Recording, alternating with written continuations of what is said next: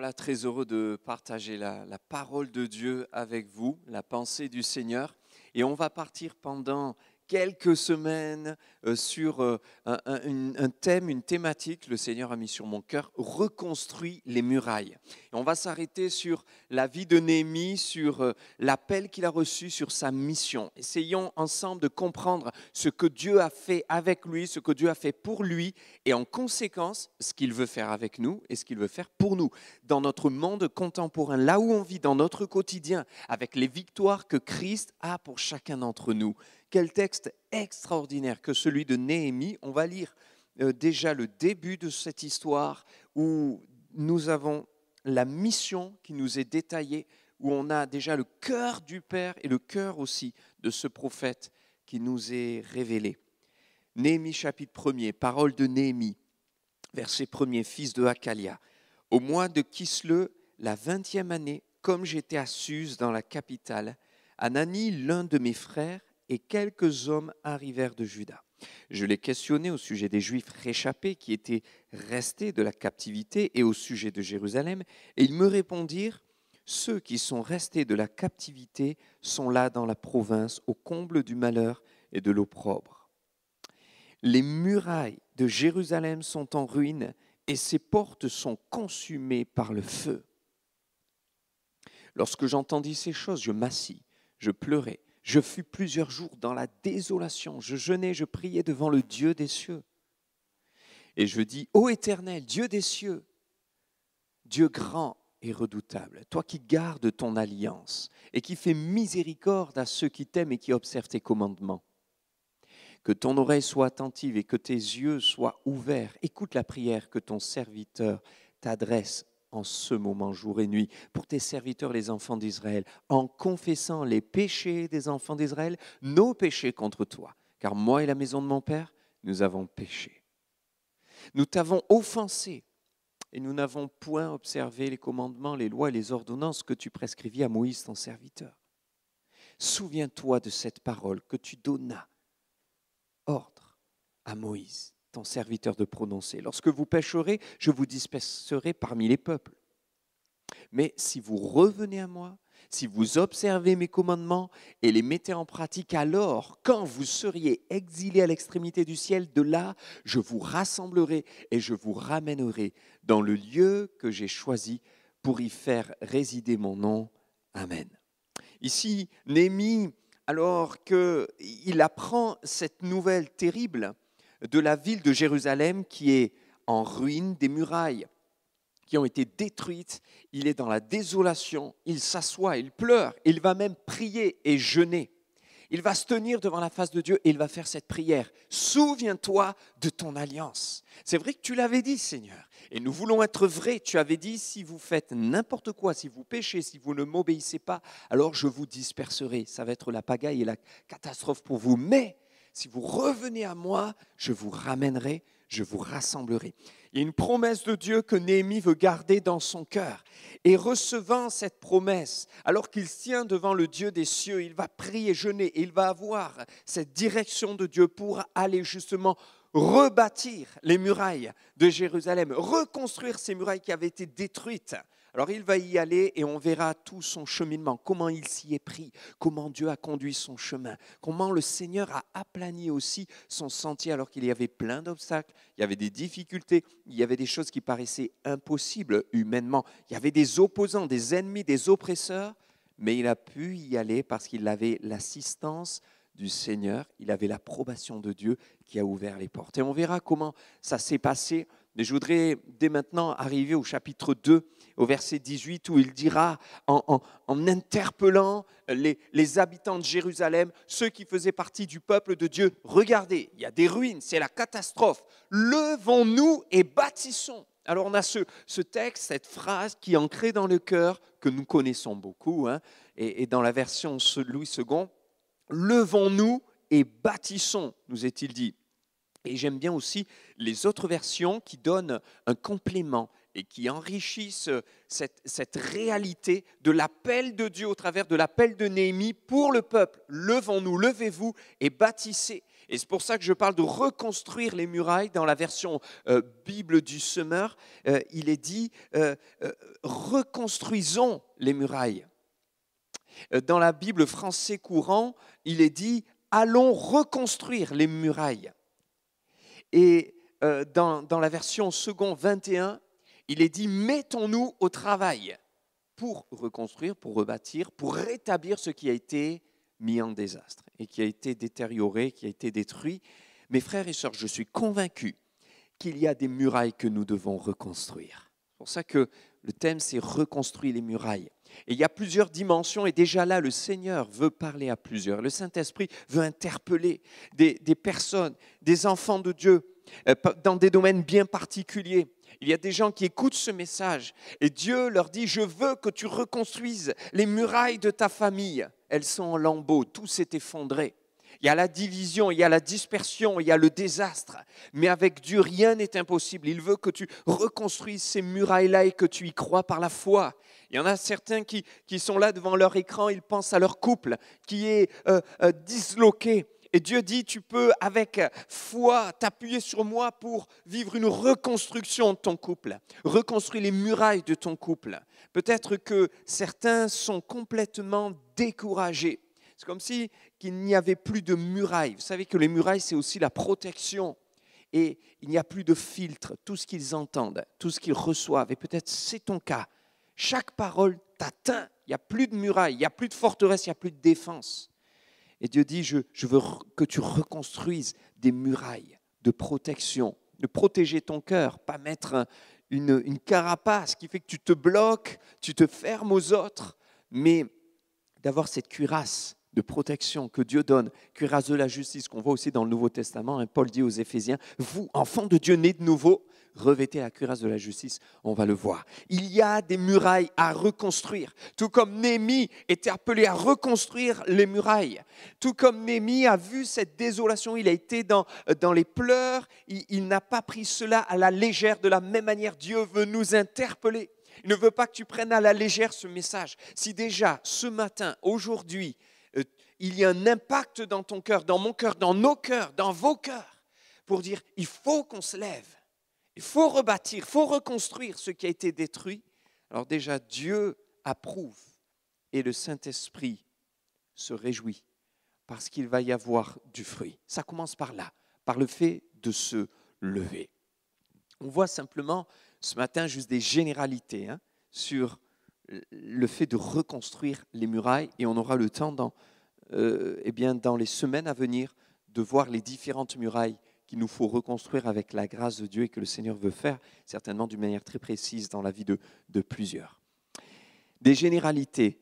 Et je sais que certains n'aiment pas forcément et veulent arriver directement au comment, à la solution. Oui, comment on fait ? Parce que moi, je pense déjà à des murailles détruites dans ma vie. Je veux de suite savoir comment on va faire, comment je dois faire, comment je dois m'y prendre, quelle est la solution pour reconstruire. Sauf que Dieu veut nous faire passer par la case apprendre. Et ça, on n'aime pas toujours, parce que ça nous coûte. Alors, il est important de comprendre qu'on va passer par une phase de compréhension du phénomène, du problème, une phase d'attention, où on va traiter des généralités de ce thème pour bien se l'imprégner, le comprendre, afin que lorsqu'on arrive au comment, on soit prêt à le vivre et à le mettre en pratique. Je vais vous donner un exemple concret. Vous savez, vous avez un enfant qui est au collège et qui doit faire un exercice de mathématiques. Et il vous appelle et il vous dit « Papa, comment on fait pour résoudre ce problème mathématique ?» C'est une égalité, par exemple, de Pythagore, un théorème de Pythagore. Là, je fais plaisir à tous ceux qui aiment les mathématiques, tous ceux qui en rêvent la nuit, le jour. Et peut-être que certains se reconnaissent. Et votre enfant arrive et il vous demande la solution. C'est quoi le résultat, la solution ? Comment on fait, papa ? Alors, vous avez la possibilité de lui dire, tu vois, tu fais AB au carré plus AC au carré égale BC carré. Voilà, tu as la solution. Ok, papa, j'y vais. Et il a la solution, il a la réponse. Mais a-t-il réellement compris? Et si demain, le professeur change les lettres et que c'est plus ABC, mais que c'est, par exemple, OMP, est-ce qu'il saura refaire l'exercice? Parce qu'est-ce qu'il aura en réalité compris le principe? Alors, au lieu de donner la solution, on va lui dire, déjà, apprends la leçon. Apprends le théorème. Apprends cette égalité de Pythagore. Non, mais donne-moi la solution, mais je sais, je connais. Ok, récite-moi. Je crois que c'est... Ah non, tu vois, tu ne connais pas vraiment. Va l'apprendre et après, on revient, on travaille ensemble, tu verras. Et toute seule ou tout seul, tu réussiras. Et en faisant ceci, tu sais quoi, mon frère, ma soeur, tu pousses ton enfant à apprendre et à s'imprégner de quelque chose qu'il va maîtriser, un principe qu'il va maîtriser. Et ensuite, demain, devant un exercice avec des lettres différentes, des chiffres différents, des longueurs différentes de triangles, il saura refaire l'égalité de Pythagore. Pourquoi? Parce qu'il aura appris le principe. Et on ne lui aura pas juste donné ou mâché la solution. Seulement, n'est-il pas vrai que c'est compliqué? C'est vrai ou c'est pas vrai? Quand on lui dit, va apprendre la leçon, ah non, j'ai pas envie. Ça ne fait pas plaisir, ce n'est pas agréable. Pourquoi? Parce que ça demande un effort. Ce n'est pas forcément évident de s'imprégner, d'apprendre pour pouvoir ensuite tout seul comprendre et avancer. Seulement Dieu veut faire de nous des hommes et des femmes autonomes. Donc il y a des choses que Dieu répète et nous pousse à aller à nouveau apprendre, à repasser par la case apprentissage parce qu'il veut que nous soyons autonomes et que nous puissions avancer spirituellement pour vivre de véritables reconstructions. Apprendre, voilà ce que Dieu veut faire, veut en nous. Il veut que nous apprenions. C'est pour ça qu'on voit quelques généralités avant de traiter le comment on va reconstruire les murailles. Alors, mon frère, ma sœur, accepte qu'il faut d'abord apprendre. Accepte qu'il faut d'abord recevoir de lui son enseignement, comme une terre qui est prête à recevoir la pluie qui va tomber. Seigneur, parle à mon cœur, travaille-moi, apprends-moi, réapprends-moi, aide-moi à l'ingurgiter. Et quand j'apprends, ce n'est pas facile. Je crois avoir compris, non, je me suis trompé, je ne sais plus, j'y reviens. Je médite, je réfléchis sur ces choses et le Seigneur m'éclaire tout à coup. Reconstruis les murailles. Dieu veut que tu reconstruises des murailles dans ta vie. Néhémie est un homme appelé de Dieu. On est à peu près en 440 avant Jésus-Christ. Donc, il y a eu une invasion. Le peuple d'Israël a été emmené. Il y a eu simplement un reste. Et ce qui est intéressant de voir, c'est que Esdras est passé un petit peu avant. Souvent, nous, on croit que Esdras est après, parce que dans les livres bibliques, chronologiquement, il arrive après. Mais dans l'histoire, chronologiquement, il arrive avant. Et Esdras, lui, était parti aussi pour reconstruire quelque chose à Jérusalem, quelque chose qui avait été complètement détruit. Et ce qui avait été détruit, c'était le temple de Dieu. Esdras a travaillé à la reconstruction du temple. Et 13 ans après, Néhémie arrive. Et Néhémie, lui, apprend que les murailles sont aussi détruites. Mais le temple a été reconstruit. Autrement dit, on est dans une situation où Néhémie est en train de mettre en avant l'importance de reconstruire les murailles pour protéger le temple, parce que le temple a été reconstruit. Et je prends une image. C'est que dans nos vies, pour nous aujourd'hui, dans notre contexte de la nouvelle alliance, ça veut dire tout simplement qu'il y a parfois l'essentiel qui a été reconstruit, et j'espère que c'est le cas pour toi. Tu as comme rétabli le temple de Dieu dans ta vie. Tu as remis Jésus au centre. Ça, c'est extraordinaire. C'est le plus important. Seulement, quand j'ai remis Jésus au centre de ma vie, quand j'ai rétabli le temple de Dieu dans ma vie, le Seigneur me demande aussi de reconstruire les murailles qui vont le protéger. Les murailles représentent à la fois la séparation d'avec certaines attitudes, certaines pensées, certaines opinions, certaines façons de faire, les œuvres de la chair. et à la fois les murailles de la défense, les murailles protectrices face aux adversaires. Et nous savons qu'en tant que chrétiens, on a un adversaire. L'adversaire de notre âme, c'est le diable, c'est Satan, qui cherche à dévorer, à détruire, à égorger. Et on a besoin d'avoir des murailles bien solides et fortifiées pour ne pas le laisser entrer et pénétrer. Donc vous voyez, Esdras avait reconstruit le temple. Oui, Dieu avait été remis au centre. Mais le problème, c'est que les murailles, elles, étaient encore détruites. Ça veut dire qu'il n'y avait pas de défense et que n'importe quel ennemi aurait pu venir et détruire à nouveau le temple. On va y revenir sur ce qu'on peut y comprendre aussi spirituellement. Seulement, je voudrais m'arrêter quand même juste une minute ou deux pour tous ceux qui n'ont pas rétabli le temple de Dieu. Parce que ça commence par ça. Hein. D'abord, Esdras rétablit le temple. On remet Dieu au centre. Et te dire, me dire, nous rappeler que tout ce que nous vivons d'ailleurs, hein, avec les gouvernements qui sont dépassés, la pandémie, comment on va les gérer, et puis les fermetures, les confinements, reconfinements, déconfinements, on recommence et on sent que le monde est perdu, on voit ce qui se passe autour de nous, on entend des choses. On doit avoir comme les fils d'Issachar du temps de David qui avaient l'intelligence des temps et comprendre qu'on est peut-être là dans des temps particuliers de la fin et que Jésus est plus à la porte que ce que plusieurs pensent. Et Seigneur, je veux être prêt et je veux t'interpeller, mon frère, mon ami.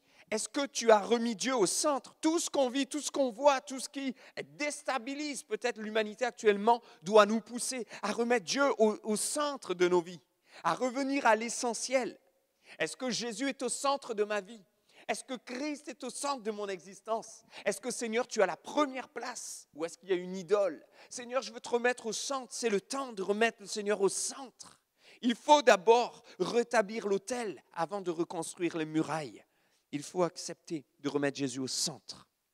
Tout ce que le Seigneur permet, c'est pour que nous puissions nous réveiller, nous secouer et dire, mais Seigneur, il est temps de te remettre au cœur et au centre de ma vie. Le premier, le plus grand des commandements, Jésus l'avait dit et répété, c'est tu aimeras ton Dieu de tout ton cœur, de toute ton âme, de toute ta force, de toute ta pensée et ton prochain comme toi-même. Christ au centre. Et j'en viens maintenant à notre propos par rapport à la reconstruction des murailles. Et je crois et j'espère que plusieurs ont dit, j'ai remis Jésus au centre, j'ai compris. En tout cas, il est le premier dans ma vie, le plus important, même si tout n'est pas toujours facile, même si parfois je suis à côté, même si parfois je me trompe, même si parfois je pêche. Jésus m'a sauvé, je lui appartiens, je suis enfant de Dieu. Et si c'est le cas, considère maintenant les murailles spirituelles de ta vie. Sont-elles en décombre? Sont-elles détruites? Sont-elles en ruine?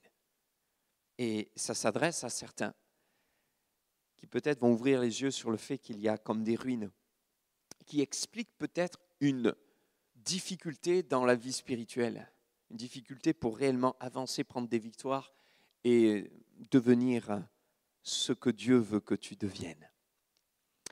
Quand on regarde la notion de défense, je ne sais pas vous, mais moi forcément je pense de suite à Éphésiens chapitre 5, chapitre 6, je pense à la dernière lettre de Paul aux Éphésiens, où Paul nous parle des armes spirituelles. Et dans les armes spirituelles, si vous vous souvenez bien, il y a des armes offensives, mais il y a des armes aussi défensives. Et dans ces armes défensives, il y a la cuirasse de la justice. Revêtez-vous de la cuirasse de la justice. Il y a le casque du salut. Mettez sur votre tête le casque du salut. Il y a le bouclier de la foi. Ça, ce sont les armes défensives.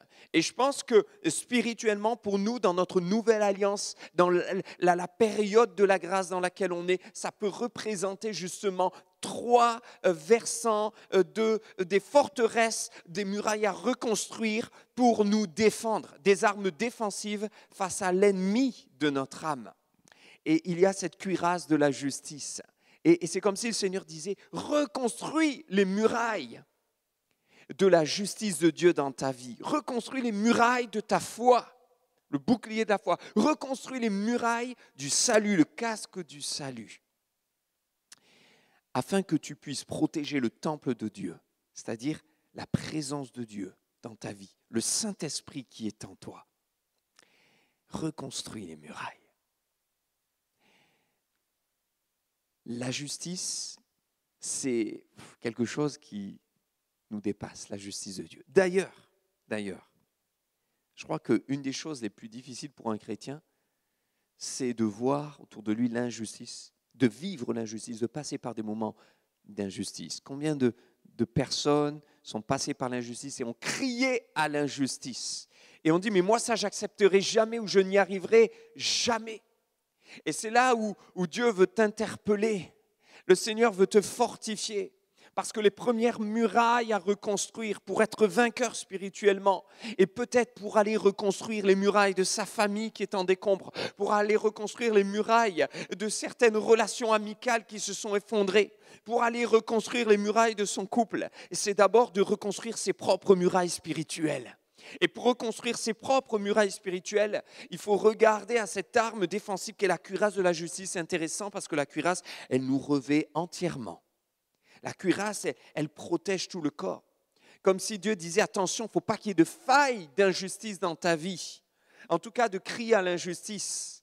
Et l'une des plus grandes difficultés pour le chrétien, c'est cette notion d'injustice parce qu'il croit qu'il doit comprendre l'injustice. Or, la chose la plus difficile, c'est de comprendre l'injustice parce que par définition, une injustice, on ne peut pas la comprendre. Une injustice ne se comprend pas ou ne s'explique pas. Alors ton chemin, mon chemin en tant que chrétien, ce n'est pas d'essayer de comprendre les injustices, mais de les accepter. Et c'est là la clé. Reconstruire d'abord les murailles de la justice de Dieu dans ma vie, c'est d'accepter l'injustice. Pourquoi ? Parce que c'est le chemin de Christ. Et Christ est mon modèle. Il marche devant moi. Il a accepté la trahison, l'abandon, les coups, les crachats, la crucifixion, l'injustice. Par excellence. Et souvent, quand on aime Dieu, on croit en Dieu, on prie, on se bat pour des causes, on veut que Dieu bénisse telle personne, qu'il guérisse ce frère, cette sœur, qu'il ouvre la porte pour le travail de telle personne qui cherche, etc. Et quand une personne est vaillante, elle sert Dieu, mais qu'elle passe par de grandes galères, galère sur galère, on se dit, mais c'est pas normal, quelle injustice! Et c'est là que le Seigneur veut nous faire grandir, en disant, mais en fait, cette injustice, tu dois l'accepter, c'est ça le plus dur. Le mot le plus dur, c'est ça, c'est le mot accepter, pas le mot comprendre. Accepter que finalement, toi Seigneur, si tu es passé par des injustices, en fait, je dois y passer parce que j'ai choisi d'être chrétien, un petit Christ et j'y passerai. Seulement de comprendre que si toi tu es un Dieu de justice sur la terre, il y a de l'injustice. Je l'accepte parce que c'est ainsi. J'attends simplement avec foi, avec espérance, avec confiance, le royaume de justice qui viendra. Le psalmiste au chapitre 97 dira justement l'équité, l'égalité, l'équité et la justice sont la base de ton trône, Seigneur. C'est-à-dire qu'il sait que malgré ce qu'il vit, malgré l'injustice qu'il voit, qu'il traverse, le Dieu qu'il connaît, c'est un Dieu de justice. C'est une manière de dire, voilà, je ne laisserai pas l'ennemi de mon âme me décourager à cause des injustices. J'ai même appris à accepter de passer par l'injustice parce que c'est aussi le chemin de mon maître. En me rappelant que j'attends avec impatience, mais avec espérance, le royaume de justice qui viendra. Un chrétien qui n'a pas sa cuirasse de la justice, un chrétien qui n'a pas encore accepté ce chemin-là, aura toujours une faille dans sa muraille. Et l'ennemi pourra entrer, sortir comme il veut. Et dès qu'il y a une épreuve, tu te diras, tu vois, c'est complètement injuste ce par quoi tu passes. Tu crois que Dieu est avec toi? Mais non, Dieu t'a abandonné. Dieu ne t'aime pas. Dieu t'a laissé. Et le Seigneur voudrait qu'on reconstruise cela avec lui. En acceptant de comprendre que le défi, ce n'est pas d'expliquer l'injustice, mais c'est de l'accepter. Le deuxième point, ce sont les murailles de ton salut. Quand il n'y a pas de muraille, l'ennemi entre, sort. Il n'y a pas de défense, il y a un danger permanent et constant. L'apôtre Paul disait aux Éphésiens, vous qui êtes à Christ, vous qui avez donné votre cœur à Jésus, vous êtes sauvés. Vous avez été sauvés. Regardez ce texte maintenant qui s'affiche de Paul aux Éphésiens et que vous allez pouvoir lire. Il dit maintenant Jésus-Christ, vous qui étiez donc jadis avant éloignés, vous avez été rapprochés par le sang de Christ. Ça veut dire qu'il dit ça a été fait, c'est acté. Vous étiez loin, vous avez été rapprochés. C'est fait. Et regardez, à partir du premier verset, vous étiez morts par vos offenses, par vos péchés, c'est du passé. Mais vous avez été rapprochés, vous avez été sauvés. Il ne dit pas, vous serez sauvés. Il dit, vous marchiez autrefois, maintenant vous êtes sauvés. Pourtant, quand on voit la vie des Éphésiens, ils n'étaient pas parfaits. Hein. Donc, il n'est pas en train de dire, vous étiez morts, vous êtes vivants, vous étiez pécheurs, vous êtes maintenant sauvés parce que vous êtes parfaits. Il dit, même si encore aujourd'hui, il y a des failles, des combats, des luttes et parfois des péchés, des chutes, vous étiez morts, vous êtes sauvés, vous avez été sauvés. C'est quand même acté, c'est quelque chose qui a été fait. On ne peut pas revenir en arrière, on ne doit pas revenir en arrière, on ne doit pas accepter que le diable nous fasse revenir en arrière. Mais le casque du salut, et comme Paul, c'est important que je puisse, que tu puisses, que nous puissions proclamer avec foi. J'ai été sauvé, j'ai l'assurance que ni la mort, ni la vie, ni rien ne me séparera de l'amour de Dieu. Il m'a sauvé, nous avons été sauvés. Le casque du salut m'invite à reposer ma confiance dans ce salut, en ce que Jésus a accompli. C'est en lui que j'ai confiance, c'est dans son œuvre. Je sais que c'est lui qui l'a fait. C'est pour ça que je peux dire je suis sauvé. Ce n'est pas de l'orgueil qui me ferait dire c'est bon, moi je suis sauvé. Non, mais c'est une assurance et une confiance dans son œuvre à lui. C'est lui qui est mort, c'est lui qui a souffert, c'est lui qui a donné sa vie, c'est lui qui était innocent, c'est lui qui était pur, parfait, sans tache, et c'est lui qui est ressuscité. C'est lui qui m'a dit je t'aime, c'est lui qui m'a tendu la main. Donc j'ai l'assurance d'être sauvé par son œuvre à lui. Je mets mon casque du salut. Je refuse que le diable pénètre dans ma ville, dans mon cœur, dans mes pensées. Trop de chrétiens, mes amis, aujourd'hui, passent leur temps à remettre en question leur salut. Trop de chrétiens laissent leurs murailles en décombre, en ruine, où l'ennemi entre. Et sans cesse, ils s'amusent en disant, mais est-ce que tu es sûr que tu es sauvé? Et tout à coup, c'est le doute. Est-ce que tu es sûr que tu appartiens à Dieu? Regarde ce que tu as fait. Et tout à coup, c'est la désillusion, c'est le découragement. Et Dieu te dit, mais je suis triste à chaque fois que tu remets ton salut en question. Je voudrais tellement que tu reconstruises ces murailles et que l'ennemi ne pénètre plus. Alors il est temps de se lever, mes frères et sœurs, et de rebâtir ces murailles-là. Et de dire, Christ m'a sauvé, je ne le remettrai plus en question. Oui, des failles, des erreurs, des problèmes. Il y en aura dans ma vie, mais je ne remettrai pas mon salut en question. Seigneur, tu m'as sauvé. Alléluia. Mes frères et sœurs, je crois en la grandeur de l'amour de Dieu. Je crois en l'immensité de son amour. Je crois que son amour nous dépasse et de loin. Et dépasse de loin toute notre imagination. Je ne crois pas en la légèreté du salut. Je ne suis pas en train de dire quiconque fait n'importe quoi est sauvé.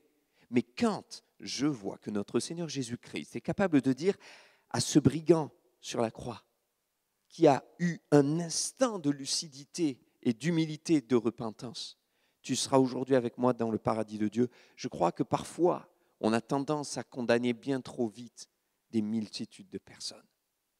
Et il y a des multitudes de personnes qui, comme ce brigand, n'auront peut-être pas connu toute leur vie le Seigneur. N'auront peut-être pas marché dans la sainteté toute leur vie, mais à un moment donné, il y aura eu un cri du cœur. Seigneur, sauve-moi, sans toi, je ne peux pas. Et c'est ça le salut. Alors le Seigneur n'est pas en train de nous dire qu'il accepte et qu'il désire des vies spirituelles au rabais, où on se contente juste d'un cri du cœur, d'une demande ou d'une repentance de dernière minute pour être sauvé, mais il est en train de nous dire, mon amour est bien plus grand que ce que tu peux imaginer. Alors toi, qui lis la parole, qui essaie de venir au Seigneur, de te remettre en question, ne remets pas en question ton salut, mais mets ton casque, parce que c'est un piège du diable. Si tu crois en Jésus, si tu lui as donné ton cœur, tu es sauvé. C'est acquis, signé au sang de Christ. Reconstruis les murailles de ton salut. Ne laisse plus maintenant le diable pénétrer dans ta forteresse pour te faire douter sans cesse de ton salut. Et puis, le troisième point qu'on voit ce matin, c'est les murailles de ta foi. Peut-être que certains ont été ébranlés dans des situations de leur vie parce que quelqu'un n'a pas été guéri, parce qu'une porte ne s'est pas ouverte, parce que tu désires fonder un foyer et la promesse n'est toujours pas arrivée, parce que tu avais cru recevoir de Dieu une pensée, une parole, une promesse, un rêve, un songe, et ça ne s'est pas réalisé. Et du coup, ta foi s'est effritée, ta foi s'est abîmée, ta foi a été comme ébranlée. Et tu te dis, je ne sais même plus en qui ou en quoi précisément croire. Le prophète Habakkuk dira au chapitre 2, verset 4, « Mon juste vivra par la foi ».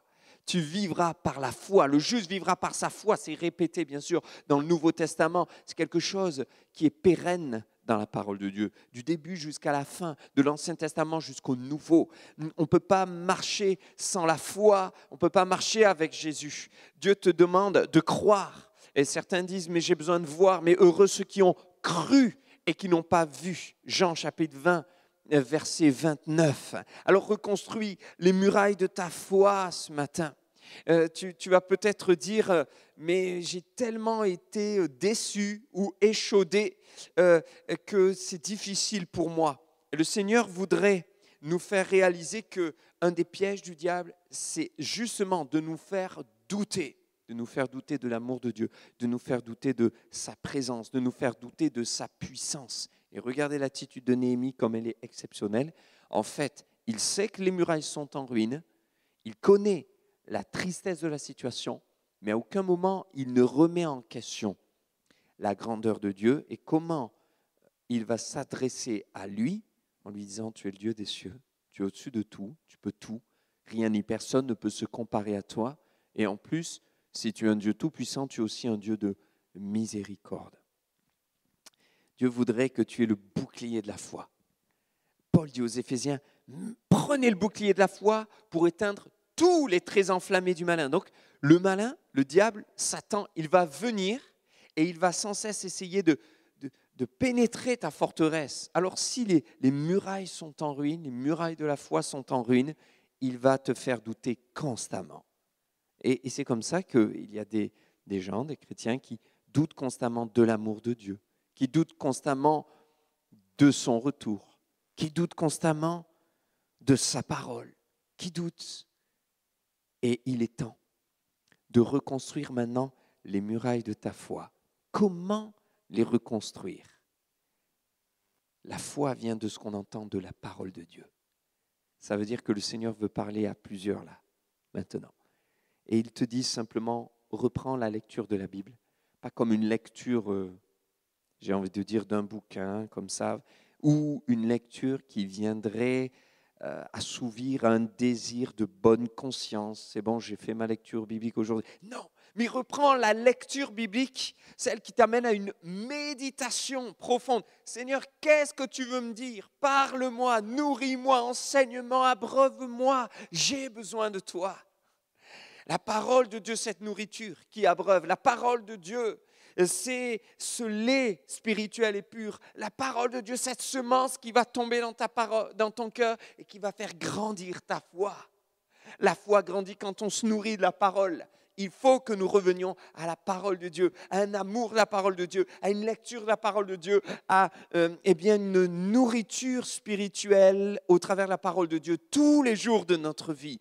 La foi va grandir. Quand le diable viendra, tu auras un verset parce que tu auras lu la Bible, tu l'auras médité et ce verset sera comme un bouclier. Prenez le bouclier de la foi et la flèche du diable, elle va rebondir et elle va s'écraser. Et quand il y aura une accusation, il la lance, le bouclier sera encore là et la flèche va être brisée. Il est temps de reconstruire les murailles de notre foi. Sans la foi, il est impossible de lui être agréable, mais le juste vivra par la foi. Si tu crois, tu verras la gloire de Dieu.